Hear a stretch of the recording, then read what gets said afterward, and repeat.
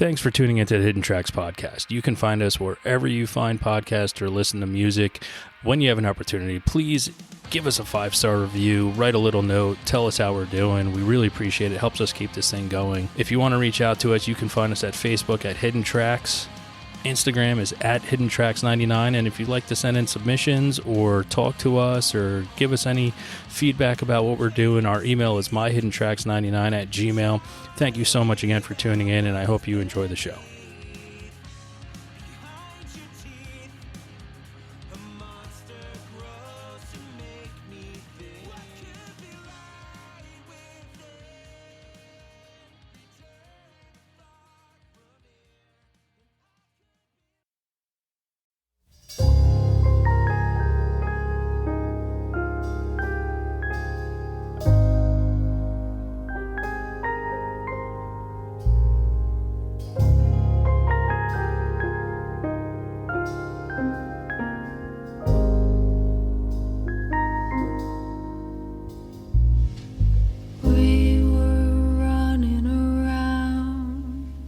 Your crown,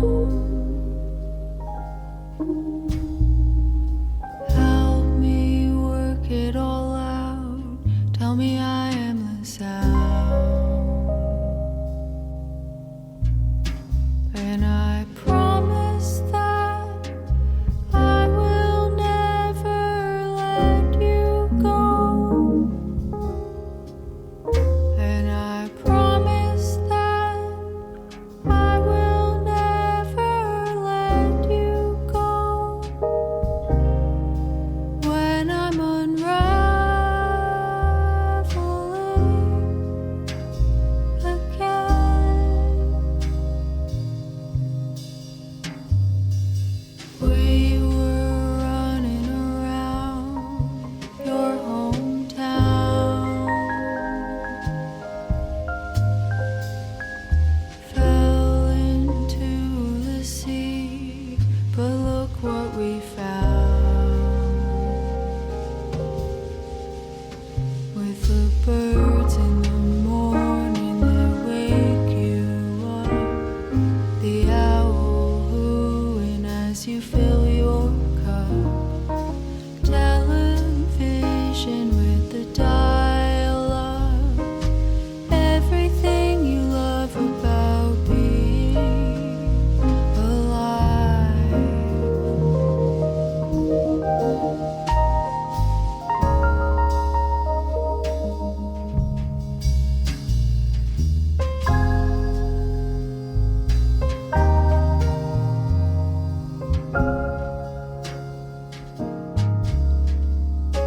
And I promise that I will never let you go,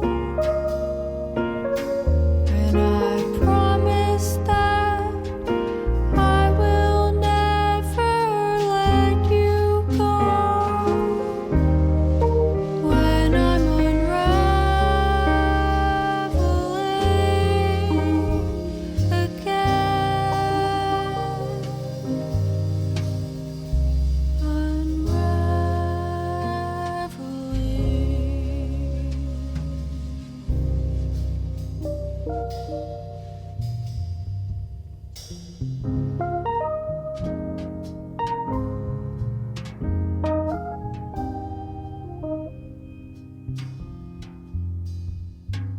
he has a heart that anybody could love.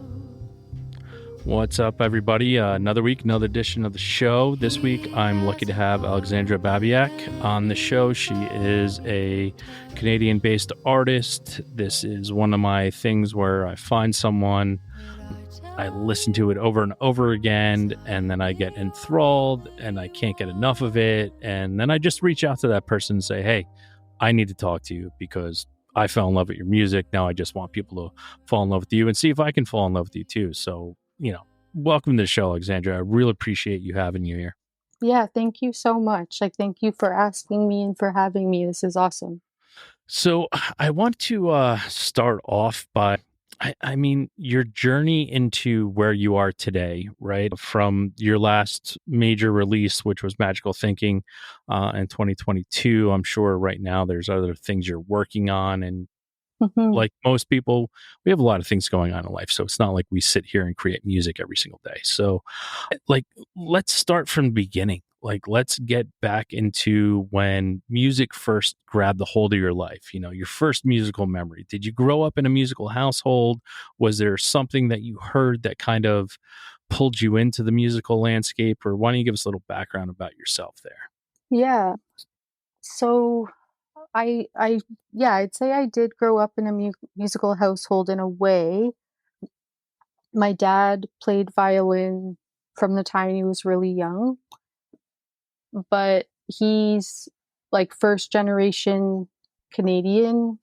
Like his side of the family's from Ukraine, and I think there was a pressure for him to go into, become a doctor or a lawyer or whatever. And so my dad became a doctor, but he really, I wouldn't say pushed music on my brother and I, but just made it was always around us. And so my brother and I both started playing violin at a really young age. And my brother, he now plays in an orchestra. For me, I think I always loved music, and I was definitely, the kid and the teenager who I was obsessed with my CD player and my iPod and always had headphones in. And but I didn't sort of, I guess, take it seriously until my early 20s. Yeah, in terms of like a musical memory, I'm not sure.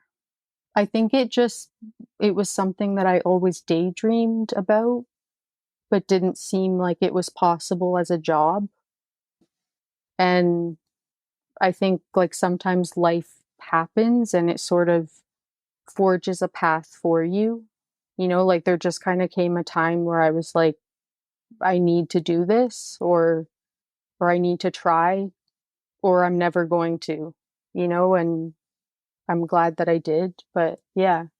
I'm glad that you did as well. Otherwise, we wouldn't be talking, right? Yeah. There's many things that there is like that term that it's a simple term, but I don't think people really take into account that like life does happen, and it happens for everyone. It happens for just the normal person who goes to work and digs ditches on the side of the road. It happens for people who spend their life doing things that they love. It just happens, and there's Hmm. nothing we can do to. It's one of those things where I look at that I'm going to try to do everything that I want, but I'm not going to be able to control everything. Hmm. But if I take that time out, like there is one of those things where I look at like there's people always say there's only so many hours in a day. Yes, Hmm. but let's break those hours out into minutes, and then let's break those minutes into seconds. And if we can find 30 seconds for ourselves, we could probably figure out something else that we can do, right? We can find that 30 seconds for something that we love, and maybe tomorrow that 30 seconds does turn into a minute. And then at the end of the week it turns into a half an hour, and at the end of the month it turns into 4 hours, and we got to spend doing something that we truly love to do and that we wanted to make time for, but we always say, oh, there's not enough time in the day. Hmm. So it's always breaking that out, and for you to take that chance is unbelievable. And not many people just say, you know what, I'm either going to do this or I'm not. And unfortunately, a lot of people just don't do it. Right? Yeah. Yeah. They give up. So I'm glad that you took that shot and said, hey, listen, I'm going to do this. So Yeah. thank you for Thanks. doing that. No, yeah, thanks. It's definitely, yeah, it's not always easy, but yeah. So did your father like? I mean, it's unfortunate, but I mean, he kind of you know brought music to the forefront for you and your brother. Did he kind of play music around the house by him, like showing you guys what to do with the violin? Because I know you started with that as well. Your brother, like, was it? Would he sit around when he had little bit of time to still spend time on something that he loved, or was it kind of sporadic that like, oh, here, this is what I used to do, and then put it away? Yeah, I think it was sort of a mixture of both. Like when my brother and I went for lessons, there was a point where my dad also took lessons with us.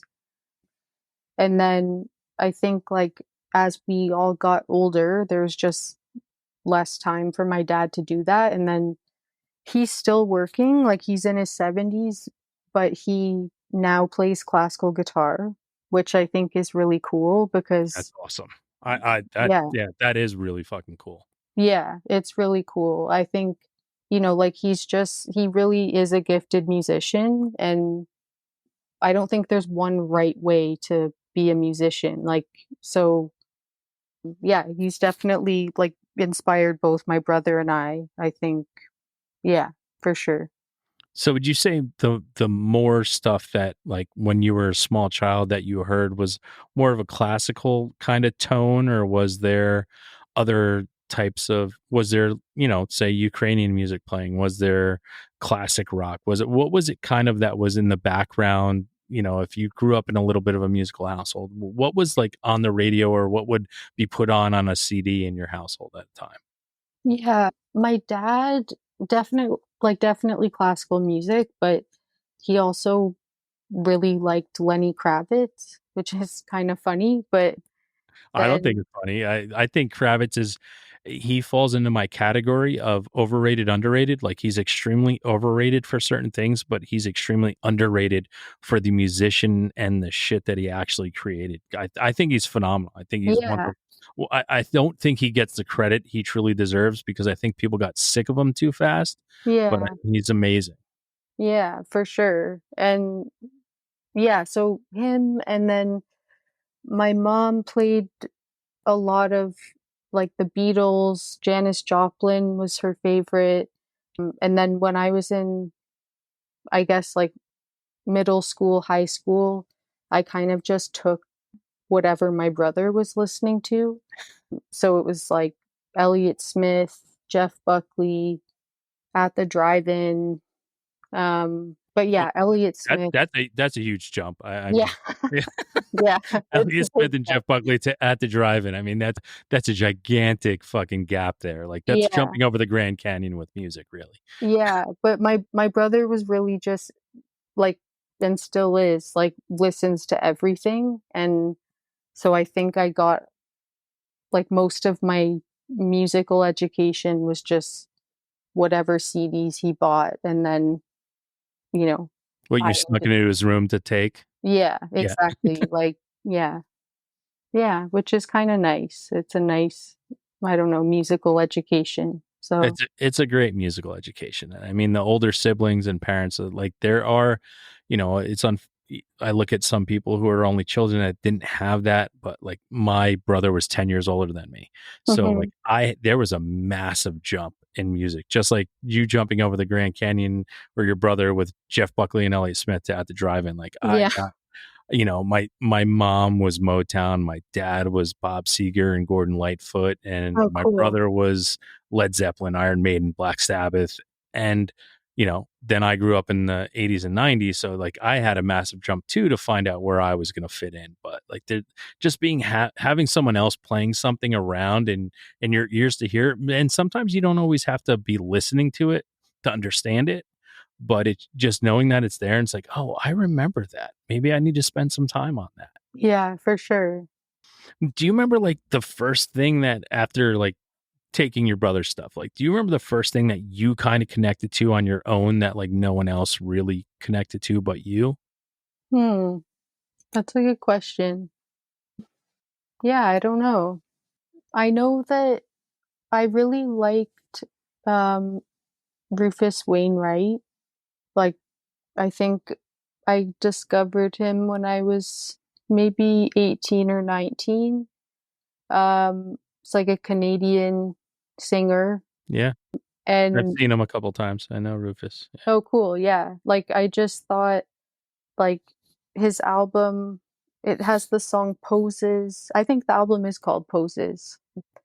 yeah, I think I really connected to that because there was just so much emotion in his voice, and also a like cynicism that I hadn't really heard in music before. That, it wasn't that what he was singing was mean. It was just he was cynical about what he was seeing in the world, and, kind of poking fun at himself. And I just thought it was a really, like, his songwriting style was really unique because it was observational, and yeah, also, yeah, just like intensely emotional. And I was like, oh, that's maybe I could do that. Like, maybe I could figure out how to do what he does. And so, yeah, I think probably him. He's someone I discovered. And then Laura Marling. I love Laura Marling. Same thing. Just like I don't I like can't even understand where her songs come from. Like, it's just her style is so unique and her songwriting is so unique, and it's like she taps into something that isn't human, and that is so inspiring to me. And that she really just uses her own voice, like she doesn't try to sound like anyone else, I think is really cool. Well, I think that's important too. I know people, especially when it comes to creating music, you kind of, when you start to create, you kind of fall into the influences that led you there, right? You Mhm. kind of like, this is what I love. This is what you're trying to maybe possibly create something along the same lines.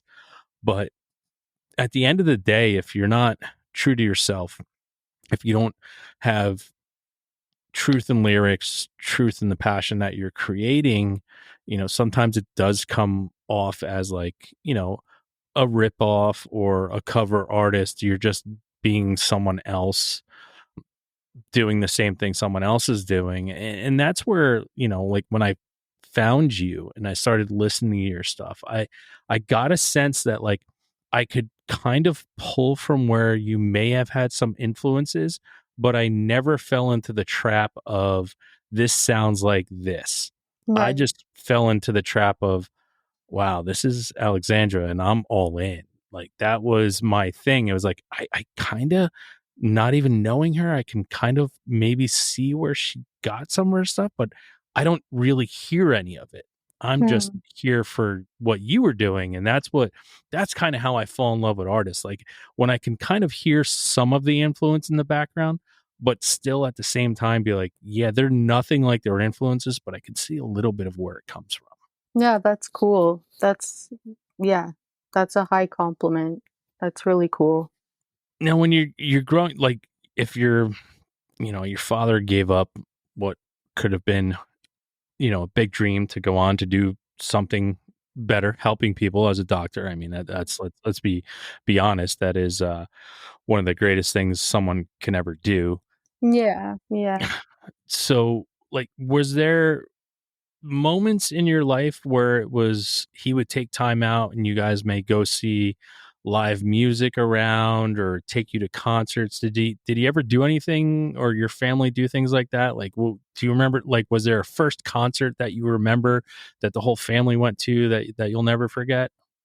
Yeah, like, I'd say my parents, like, we went to, like, the symphony or to the ballet a lot. So I think a lot of that kind of outing was centered around classical music, which is it's not, like, a bad thing, it just wasn't necessarily my thing. As a kid, yeah, it's hard to, I can see that, because now in my older years, I mean, like, yeah, I'd love to go to the symphony. I love, Yeah, like, yeah, now I can appreciate it. But if I'm 8 or 9, that's really not yeah, that's not for a child to, some people can completely enjoy that at 8 or 9, but most of us can't. yeah, like, sitting still for that long is not, yeah, it's not easy for a kid. Yeah, I don't know. I Did you def ever Sorry, go ahead. No, did you ever have, like, like a first rock concert experience that was different from going to those ballets and symphonies that you remember? Yeah, like I think my first like rock concert was Arctic Monkeys. Wow, that's a great first. Yeah, and it was I don't know, I was probably 13 or 14 and you know, lived in the suburbs but took the train into the city and it was awesome. I was like I felt really grown up and, the music was obviously amazing and they hadn't really hit big yet. So it was, I want to say like a 200-person venue, if Wow. that.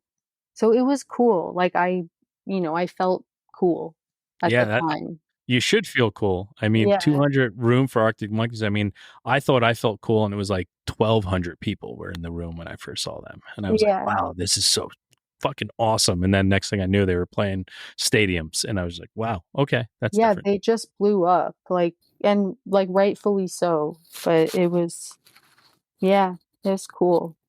That's all. Do you have like a concert that like other than that, is there like a show that you went to that will like forever live in your brain that was just like so amazing?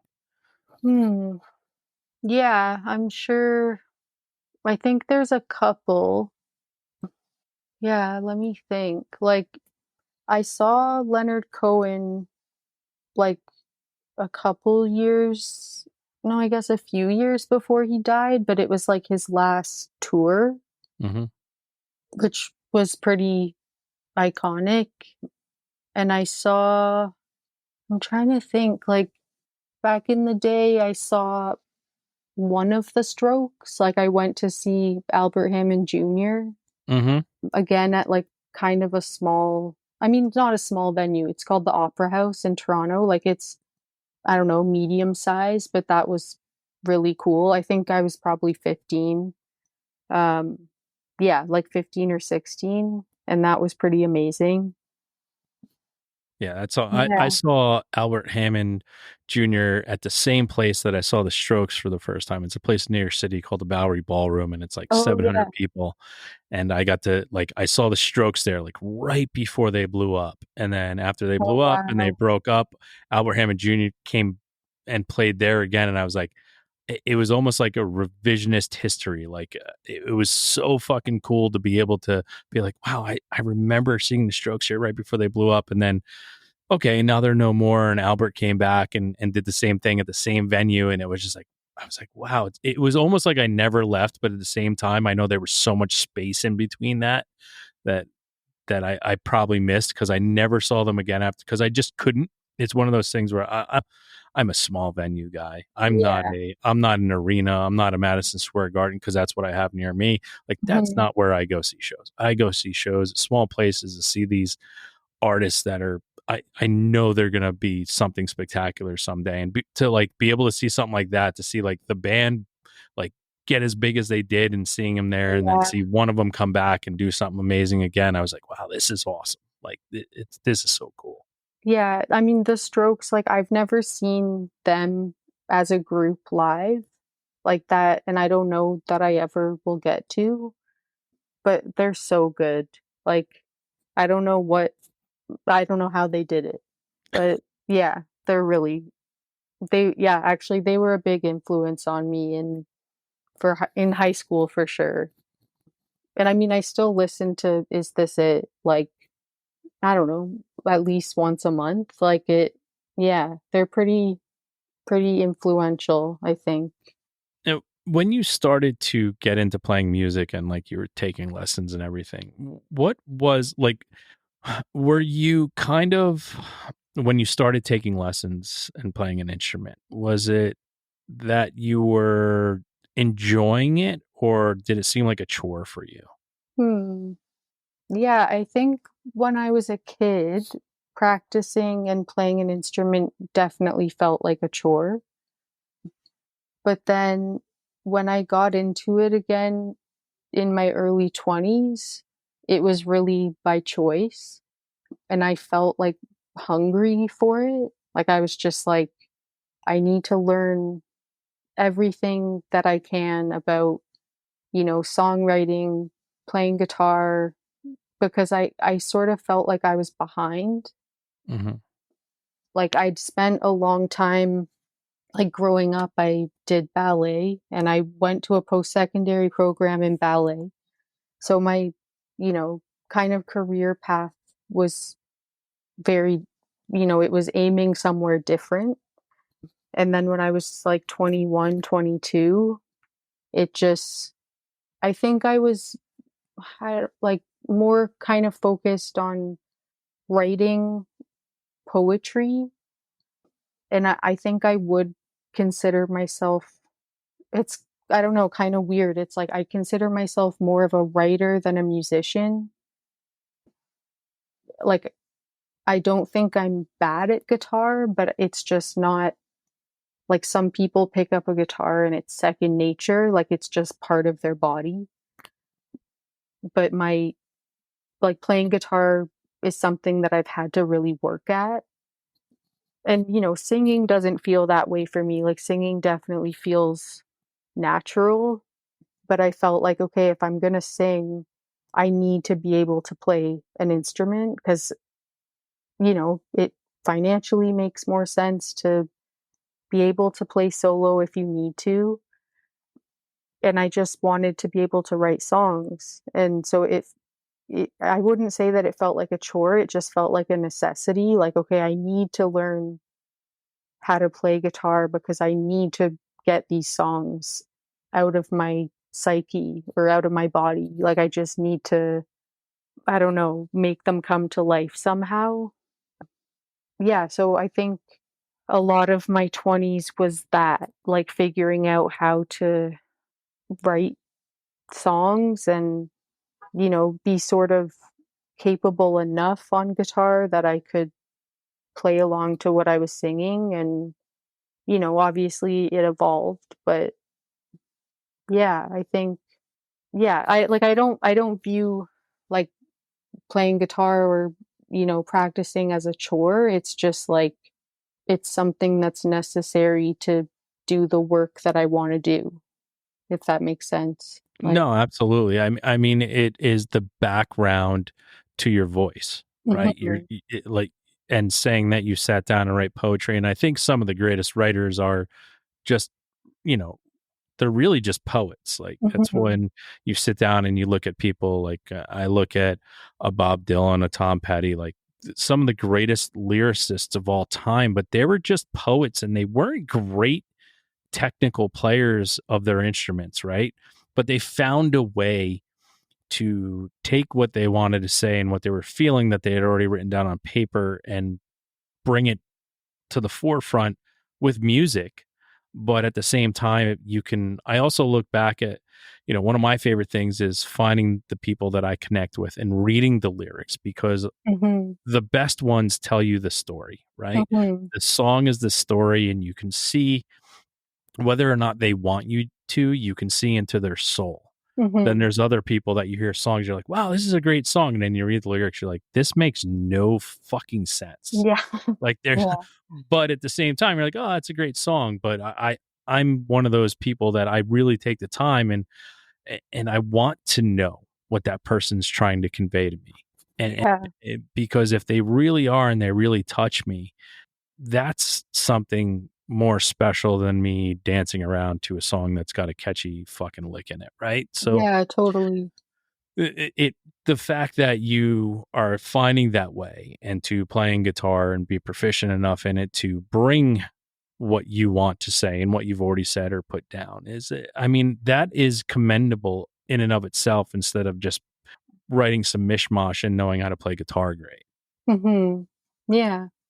Like, now getting into that, like I want to find a little thing behind you that this is one of my favorite questions to ask people. And it's if with all the music that you have released out there in the world for people to listen to, if you only had a couple minutes to impress someone, or if someone said, oh, you're an artist, play me one of your songs. What one of your songs that you currently have out there in the world would you play for a stranger?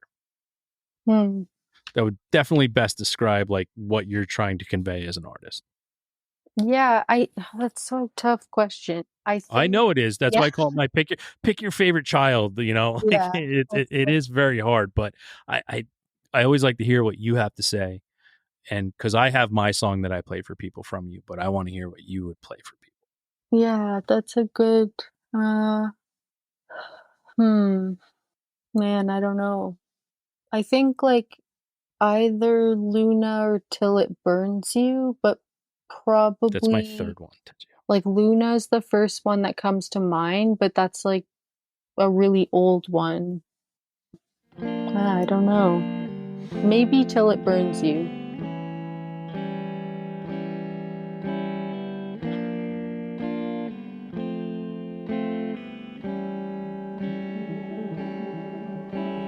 Do you believe in God?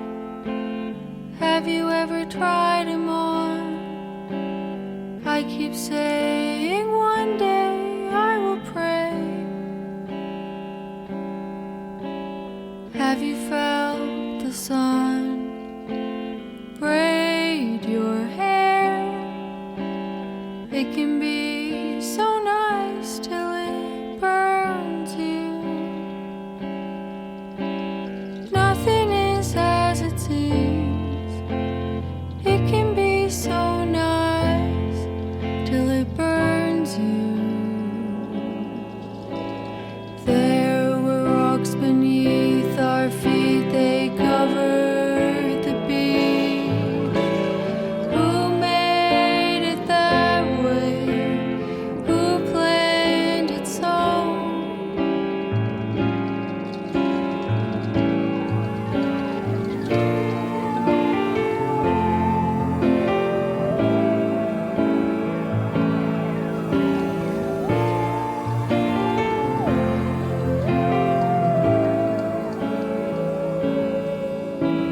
Sometimes you won't leave the house for days at a time. Then when you step outside, the sky's too bright. The longer you avoid it, the worse it will get. The light has more of a bite than it used to. Yeah, the light has more of a bite than it used to. Have you felt the sun braid your hair? It can be so nice till it burns you. Nothing is as it seems. It can be so nice till it burns you. The light has more of a bite than it used to. The light has more of a bite than it used to. The light has more of a bite than it used to. The light has more of a bite than it used to. The light has Okay, yeah, that's the third one I have written down here on my, because I'm a 3-track person where like I'm like, all right, hey, you got 10 minutes in your life, everyone's got it. Here's 3 songs. Listen to these Yeah. songs. Until It Burns You is the what I have here. No, But cool. the first song I would play for somebody, in my opinion, that is Song for Nico. Oh, that's so nice. I think that song, and listening to everything that you've released out there, I've listened to every song multiple times. And that's the song where I'm like, I think I'm getting everything that you've done that I can show everyone what you're best at in that song. I'm like, here you Cool. go. I'm like, this is the song that best describes who Alexandra is. Like this is it. Like that's the song I play for people. That's so cool. Yeah. No, that's so nice. That's like, yeah, that's not what I was expecting, but that's so nice. Would you say Luna or Till It Burns is your favorite song you've released, or do you have a song that like is your like it just means the most to you of what you've put out there? Actually, I mean, Song for Nico is probably like one of the most meaningful. And then, yeah, I don't know. And then, like, yeah, I guess Look Right Through is definitely, I mean, they're all meaningful to me, but it's like they all have different universes in my mind. Well, I mean, they should. They're a part of your, that's why what I try to explain to people, especially when it comes to musicians, like every song that's created is a little tiny piece of their heart and soul. And Mhm. it's, if you remove one, it's kind of like they're I don't it's hard to say it this way, but it's like you remove one of their songs, it's kind of like they're less of a person because they Yeah. put everything they have into it. And not every artist does that. I mean, there's, you know, artists out there that fart into a microphone and call it Yeah. music, but Yeah, for sure. Yeah. I mean, true artists are really like they put their heart and soul in it. It's a hard time to that's why when I ask the question, I know it's a hard question, Mhm. but it's always I like to see if I can be on the same wavelength or if I pick the same thing. And to hear that sometimes what you would play for someone is truly different than what your favorite song you've ever made is, because again, every song means something different to you than what it means to me, right? As the Mhm. listener, I take ownership of a song, and a lot of times I'm not a big person and I don't like an artist to tell me what the song means. Mhm. Because you already put it out there and now it means something completely different to me, and whatever you can say can completely ruin it for me. Yeah. Yeah, for sure. Yeah, that's true.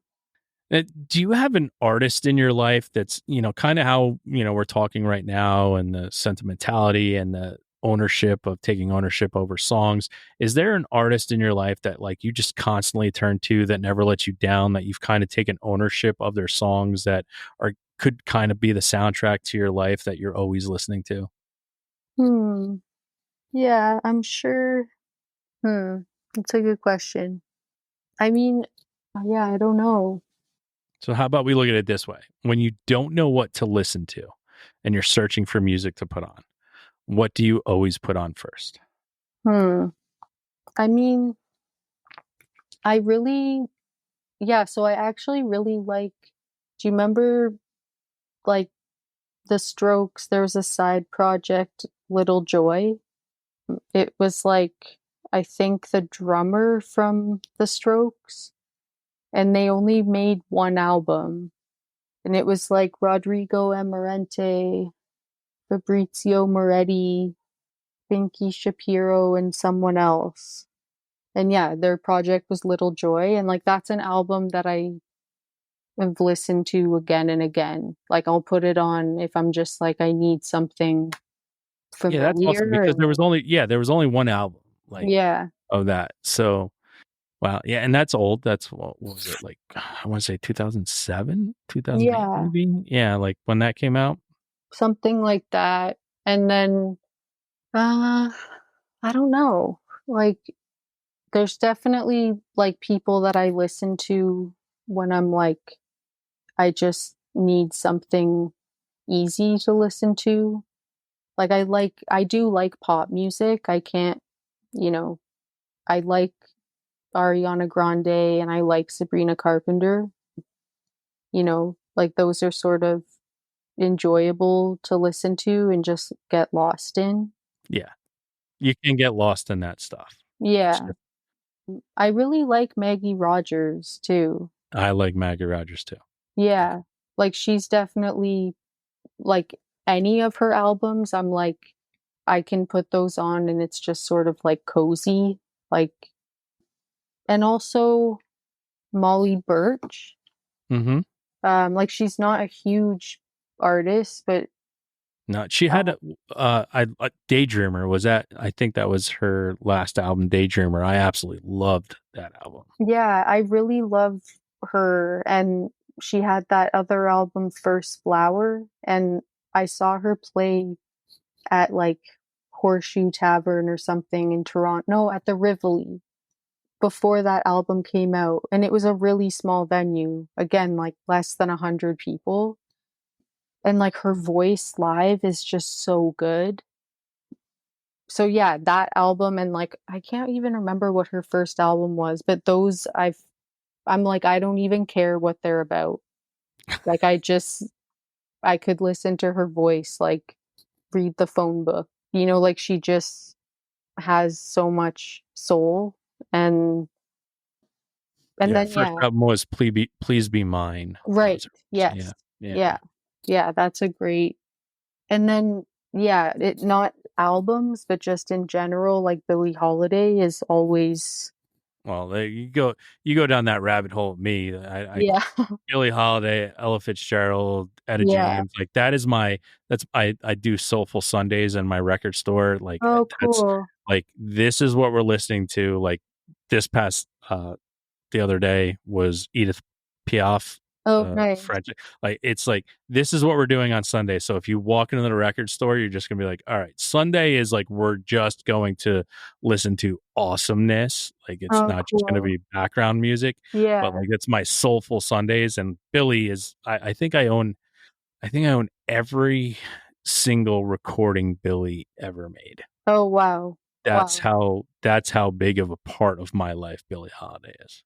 Like, yeah, she was incredible. That's why I won't watch I know that there was a documentary and then they did a movie on it. And I was like, I'm not going to watch it. I have my own feeling and I don't want to know anything.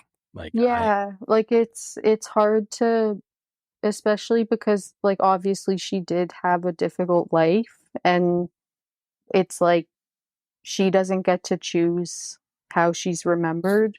nope. And so it's like you want to remember her music and not judge her like Yeah, or it's the art from the artist. You know, I say it all the time. Like, especially if say you find out something about an artist that maybe you don't agree with, or maybe yeah. like there has to be some sort of separation of art and artist, and we have to find out with everybody. You know, listen, there are people who are horrible human beings who created some of the greatest music of all time, Yeah. but at the same time it's like the songs come on and people still listen to them, Yeah. and we have to find that way. But I don't, and my thing is too, like when I do find out things about people, even when that song comes on, I'm like, oh yeah, it's a great song, but at the same time I'm thinking in the back of my mind something terrible. Yeah. So it's like that's why, like, especially with the Billy stuff, when they did the documentary, everybody's like, oh, you didn't watch it? I'm like, no, I'm not going to. I'm Yeah. so enamored and in love Yeah. with her that I want to know the only thing that I know about her, and that's me loving everything she's ever fucking came out of her mouth. That's it. Yeah. That's all I I want to know. agree. Yeah.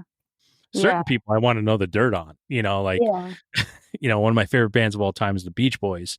Oh, yeah. And Yeah. like I love the Beach Boys, and I was like, yes, I watched every documentary. I read Mike Love's book, I read Brian Wilson's book, and I actually highlighted in both books where they were contradicting each other. And I was like, Oh, I wow.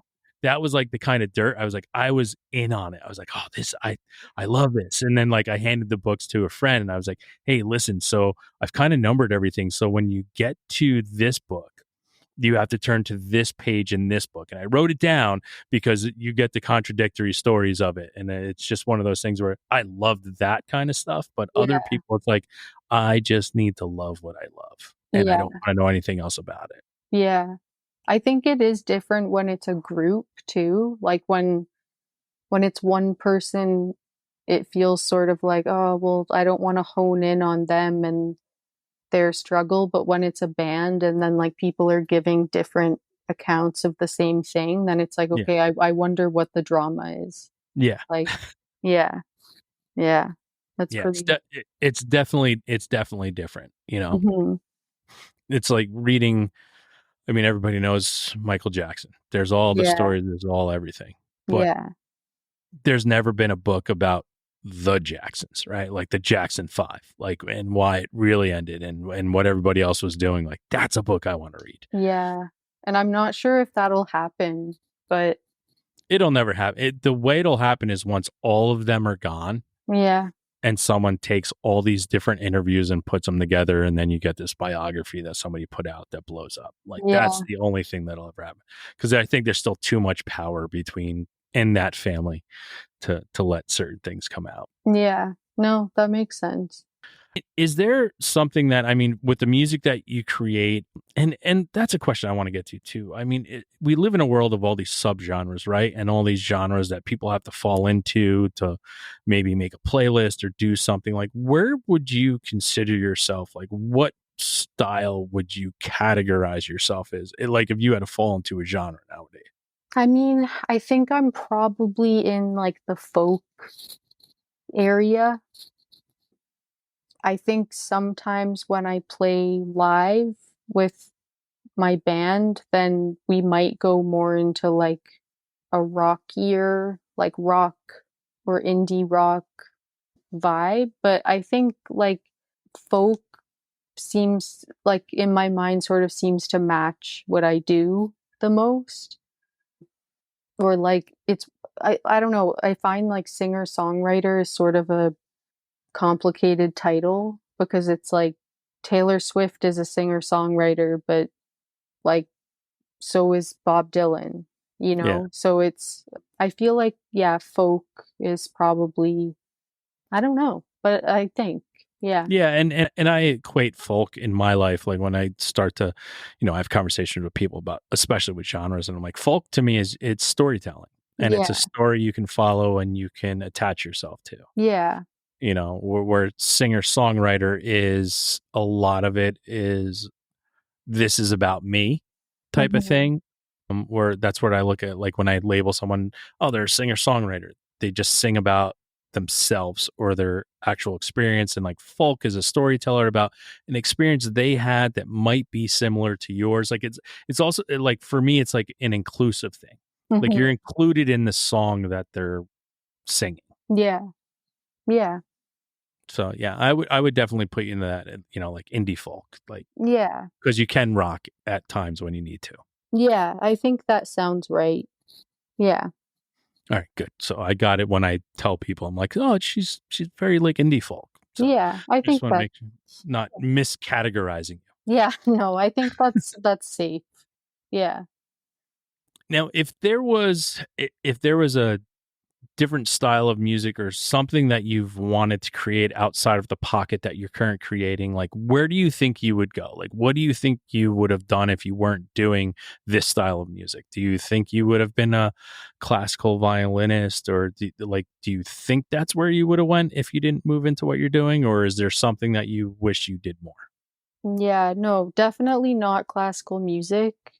I I mean, I could see myself doing I hate to be like, "Oh, I could be a jazz musician," because I know that like jazz is extremely complex, but I It is, but it's also tempo. yeah, like Yeah. I don't know, I definitely could have seen myself getting into like vocal jazz, but I don't know. I Why don't mean, you try it? Why don't you try it? yeah, Why like don't you go do it? yeah, yeah, I'm giving you the push. Like we'll just go try it. See yeah. what happens. Yeah, I mean, I could always write something in the style of, like experiment in that area. Yeah, I don't know. I don't know why not. Like, Yeah. All right. yeah, I'm gonna email you every day to give you that push. yeah, okay, yeah. Yeah, I definitely will need the reminder. So, yeah. All right. I'm gonna do some rapid fire here for you real quick. So Mhm. you can't first thing that comes to your mind, you just gotta hit me with. Okay. All right. It's the last song you cried to. Oh, I think it was actually a Sabrina Carpenter song, like Slim Pickens. Okay. It's very like Dolly Parton inspired. Yeah. If you had a theme song to your life, who would write the theme song? Oh, like Fiona Apple for sure. Wow. Yeah, Okay. See that little see, I would fall with Fiona Apple. She does have that like vocal jazz thing going on in a lot for of her stuff. sure. Yeah. Yeah. All right. I get it. Something that you listen to that people be really surprised you listen to and get tons of enjoyment out of. Hmm. Yeah, probably Ariana Grande. I mean, I already said that, but Yeah. I've even seen her live. Okay. Her voice is like ridiculous. So I really respect that.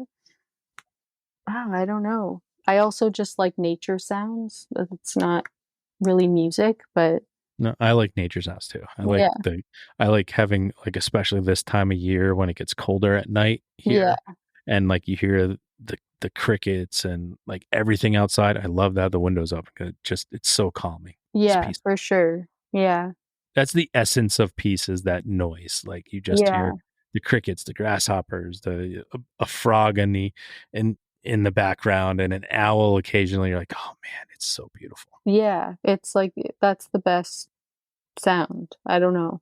Yeah.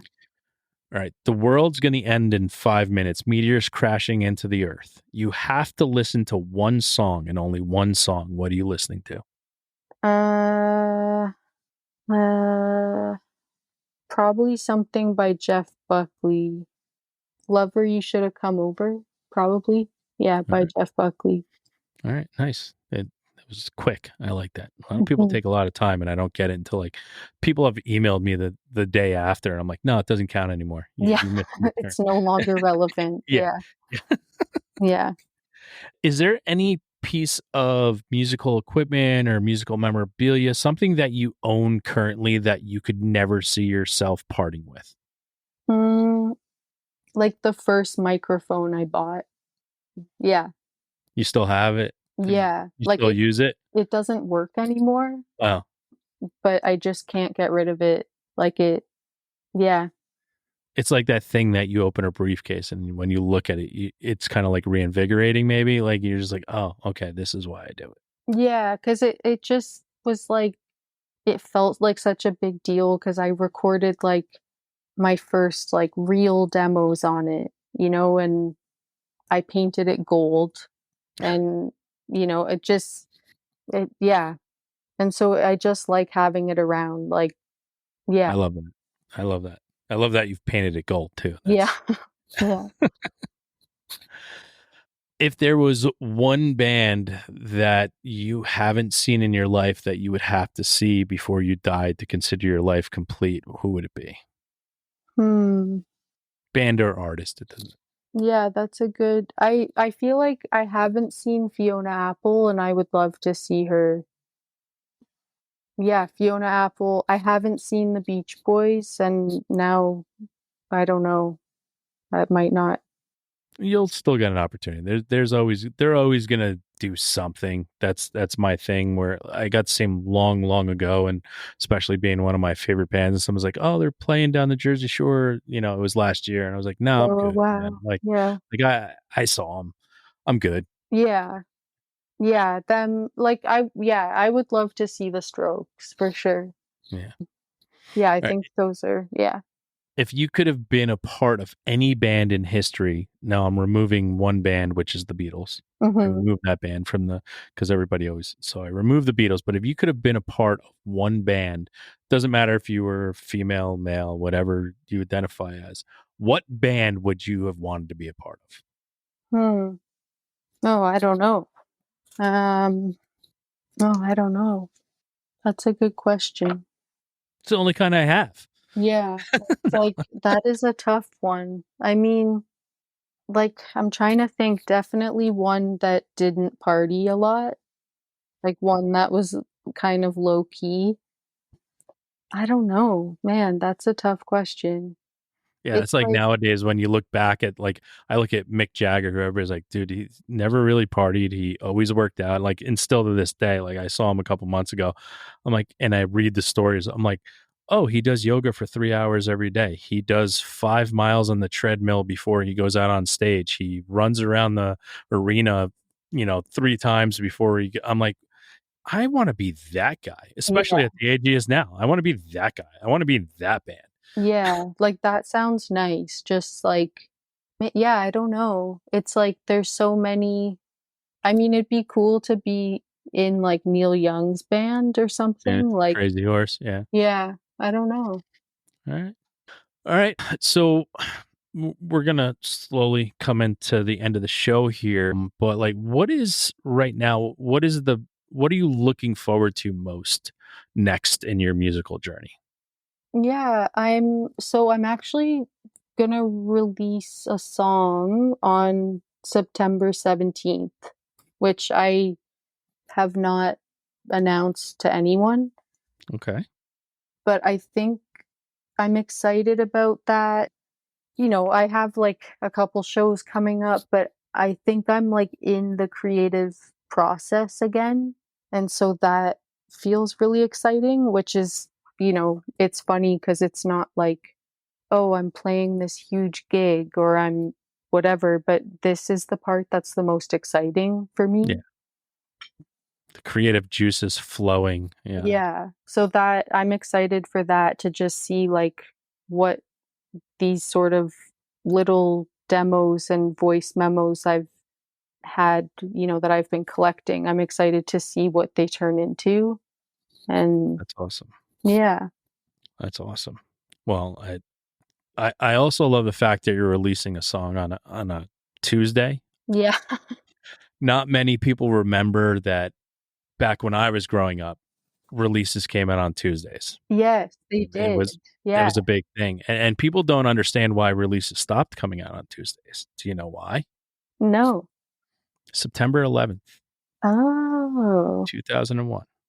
I When didn't know that. yes, that was it became a day where so many albums were released that so many big albums were actually released on that day that it became okay, we need to figure out another day for it to come, and that's why they started changing the release dates on music. But yeah, Whoa, because of that's that. wild.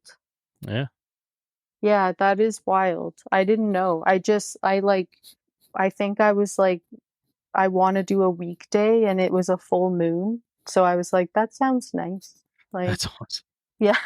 Yeah. No, it like finding meaning behind releases too. Instead of listen, Drake releases a song every other fucking day, so it doesn't Yeah. like.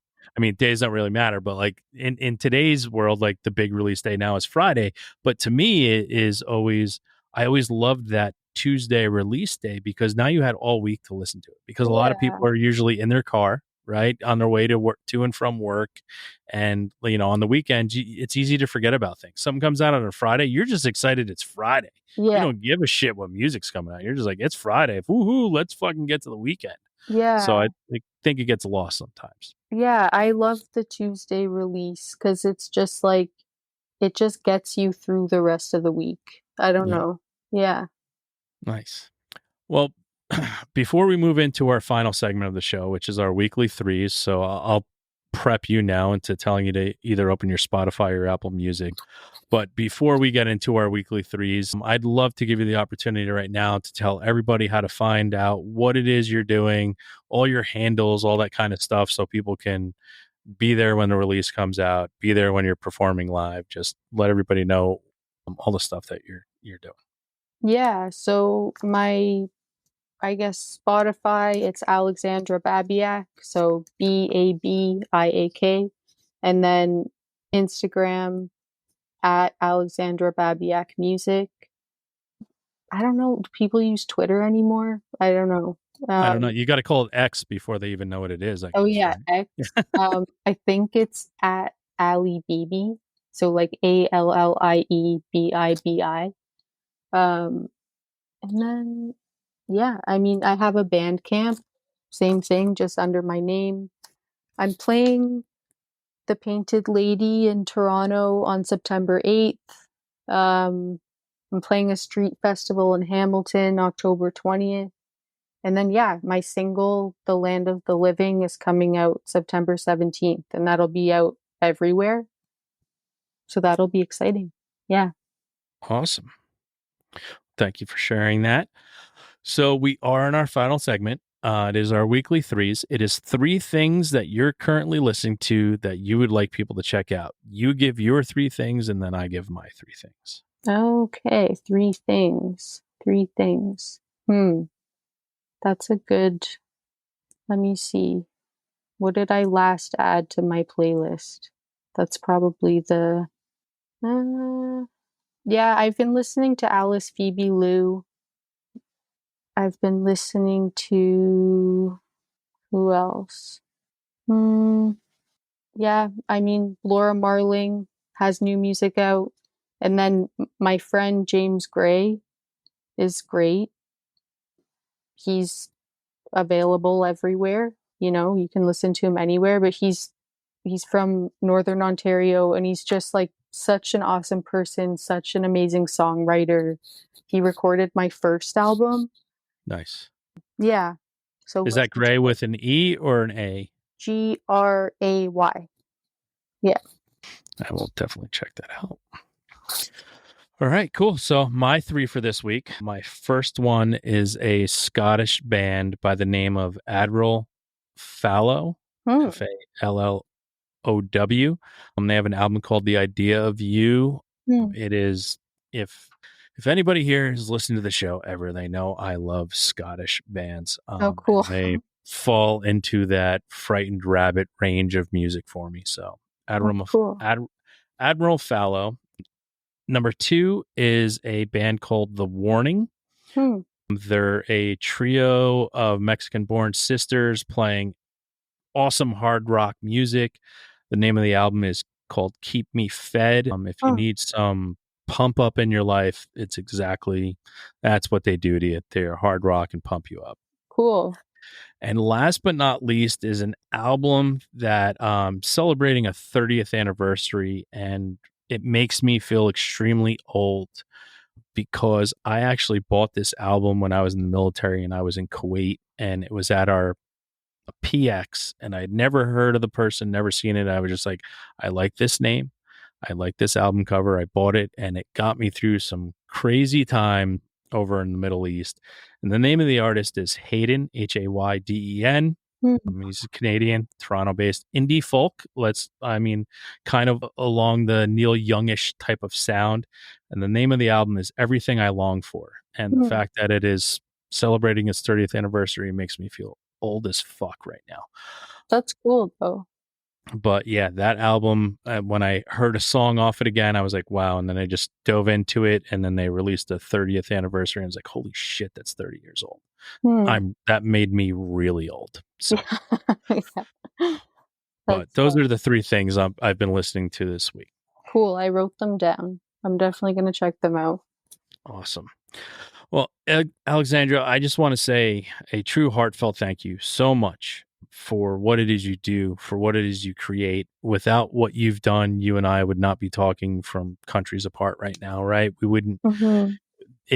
Music is such a special thing. It is something that anyone can talk about, anyone can conversate about, and we can all feel connected about it. So I want to say thank you so very much for creating what you've created and bringing the two of us together today. That's the most important thing. So thank you so much for it. No, thank you. This was awesome. It's really nice to have the space to talk about, my influences and my music. And I just really appreciate that you like my music and you want people to hear it. That's really special. Thank you. Well, thank you so much. And you know what time it is now, everyone. It's time to go out, listen to Alexandra BABIAK, and have a great fucking time.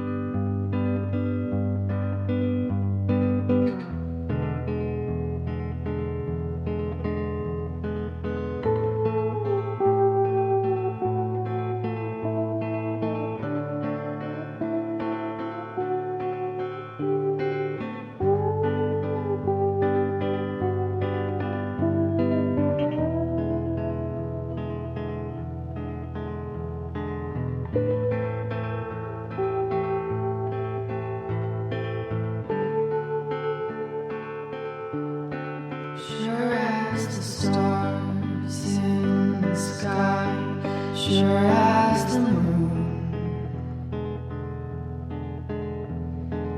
I know I'll see you again. Sure as the sun, sure as the sea, I know I'll see you again.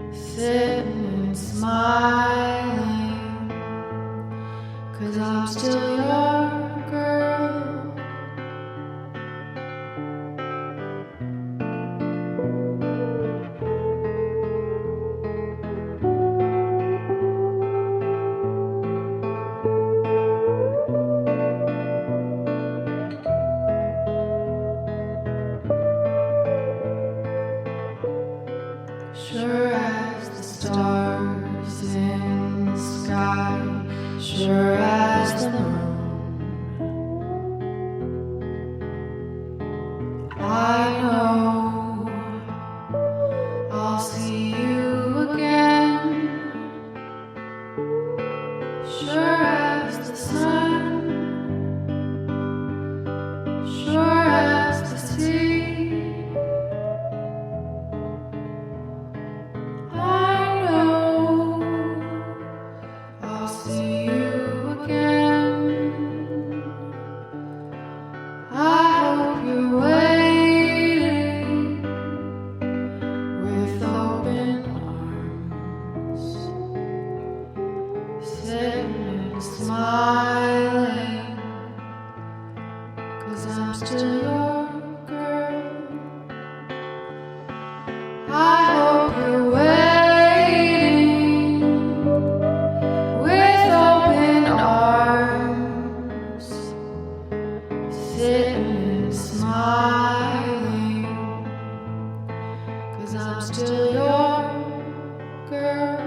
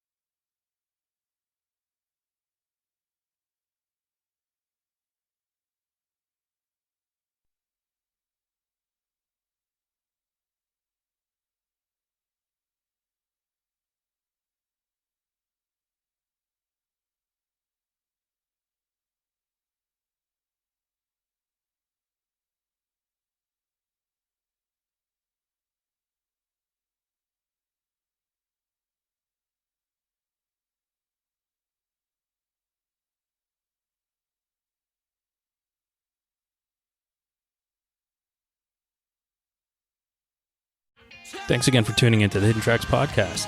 We hope you enjoyed this week's show. Don't forget to follow us on Instagram at HiddenTracks99. Also, send all your submissions myhiddentracks99@gmail.com. Tune in next week. You may find your new favorite band, and don't forget to go out and have a great fucking time.